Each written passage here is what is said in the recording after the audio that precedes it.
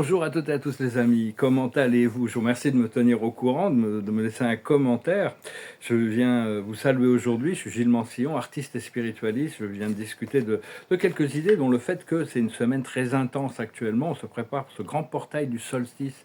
C'est une semaine très intense. Il peut y avoir toutes sortes de choses, des réactions physiques, des mémoires cellulaires dans le corps qui se réveillent, des vieilles mémoires qui sont accrochées à des émotions qui ont besoin d'être libérées. Il y aura quelque chose de bien meilleur de l'autre côté du portail, une fois on a pu lâcher prise de tous ces bagages karmiques ou de mémoire. La carte de la journée, c'est tout simplement la respiration, le souffle.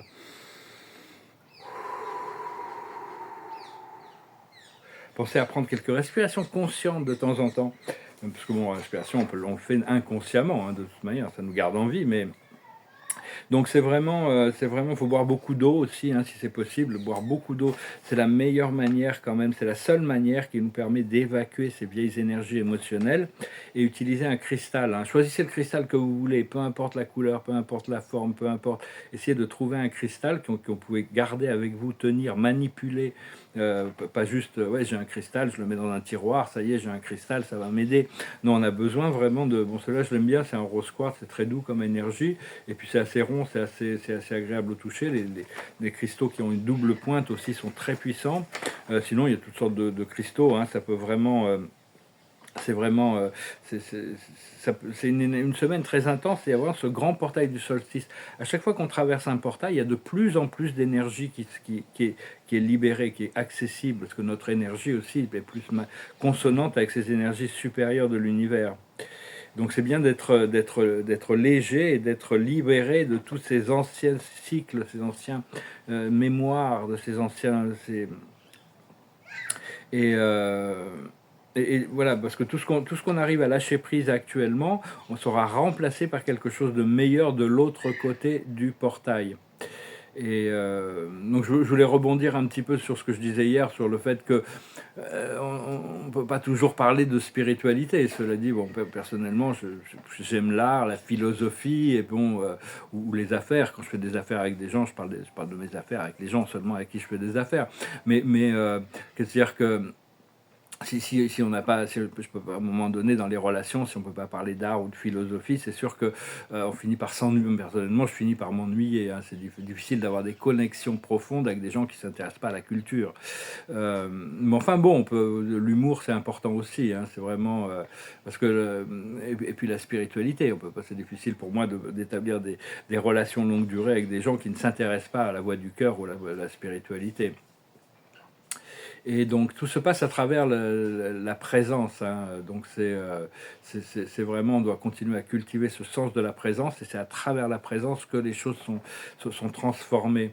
Et au plus on est dans la présence, au plus on est lucide et au plus on est puissant aussi, hein. Donc c'est vraiment très important de continuer à cultiver ce sens de la présence, à appeler le Créateur, à appeler votre source, votre Créateur.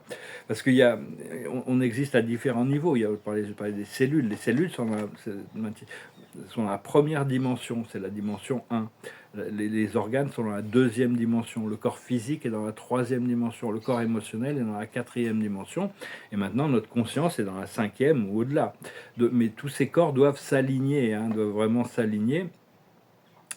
Et comprendre que bon, quand on est connecté à notre présence, on maintient une énergie qui est sacrée. Il faut respecter notre corps, respecter notre conscience, respecter notre présence dans notre corps physique, mais notre présence consciente dans quelles que soient les situations où on est.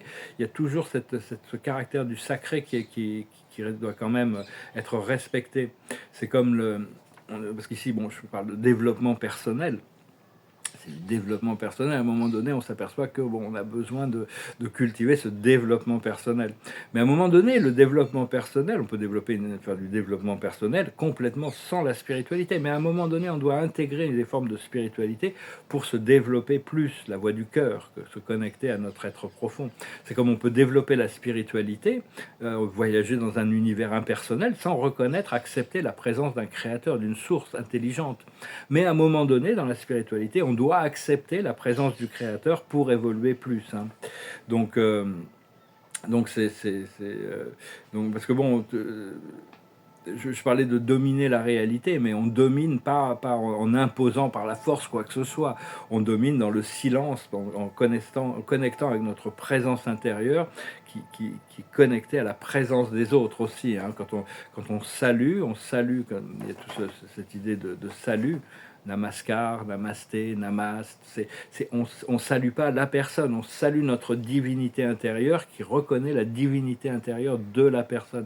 Mais on salue toujours soi-même. Hein. Quand on salue, c'est soi-même, c'est notre divinité qu'on salue. C'est important de comprendre ça. Ça ne veut pas dire que bon, parce que bon, il y a beaucoup de tous ces programmes hiérarchiques en Asie, il y a toutes sortes de protocoles, de formalités, des supérieurs, les inférieurs. Mais il faut comprendre que quand on barre, quand on se salue, on salue notre divinité intérieure. Et, euh, et puis bon, je peux discuter aussi du fait qu'il y a tout un procédé de transformation génétique qui est en train de se passer, une élévation de la conscience et de la biologie qui va créer toutes sortes de méta-humains du futur. On est en train de se préparer pour rentrer dans une autre forme d'existence. Bon, on connaît ces formes de méta-humains, les dieux et les héros des mythologies, par exemple, qui avaient toutes sortes de pouvoirs. Ils avaient des formes humaines, mais ils avaient toutes sortes de pouvoirs. Et puis il y a tous les bandes dessinées, les DC Comics, les Marvel et tout ça, mais donc, qui sont très polarisés. Il y a des gentils et des méchants. Alors que là, l'univers va pas donner ce pouvoir, va pas donner des pouvoirs psychiques, magiques, et, à des êtres qui n'ont pas la maturité émotionnelle et l'intelligence de l'utiliser pour le plus au bien de tous. Il y a eu des... Mais... comprendre que les maîtres ascensionnés sont des méta-humains. Et on continue à ascensionner même au-delà de l'essence de la maîtrise de la septième dimension. Il y a toutes sortes d'esprits supérieurs aussi qui ont dans l'univers supérieur et au paradis, des esprits qui ont ils n'interagissent pas avec le monde physique, mais ils ont des attributs divins qui sont inimaginables. Dieu a créé des êtres absolument incroyables, et au fur et à mesure qu'on évolue, on peut rentrer en contact avec ces êtres, utiliser cette connaissance pour intégrer ces fréquences aussi. Et surtout comprendre qu'on est dans une mission ici sur Terre, au service de la vie, mais il n'y a pas que la mission qui est importante. La détente est importante, le jeu est important, s'amuser est très important. Il n'y a pas que le travail, le service de la vie. Hein. C'est important, une fois que on doit faire le travail, une fois que c'est fait, on peut se détendre, on peut se relaxer.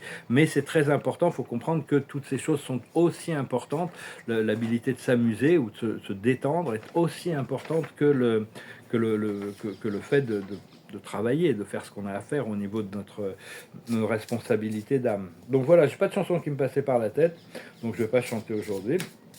Il y a des gens qui veulent que j'arrête de chanter. Non, je vais pas arrêter de chanter parce qu'ils n'aiment pas, ils peuvent couper la vidéo.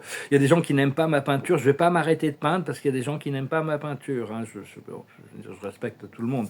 Mais enfin, chacun fait ce qu'il veut. Hein. Je veux dire, moi, je suis inspiré, je suis ma voix, je suis mon cœur. Je vous remercie de votre soutien. Je vous remercie d'aimer, de partager, de commenter. Je vous remercie de souscrire.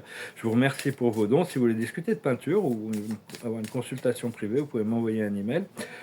Il y a toute cette préparation. Hein, il faut accepter le temps divin. C'est accepter que si les choses ne se sont pas passées avant, c'est parce que ça sera mieux que ça se passe au bon moment quand les choses arrivent.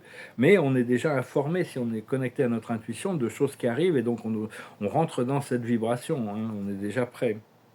Et la carte de la journée, c'est la vérité, the truth.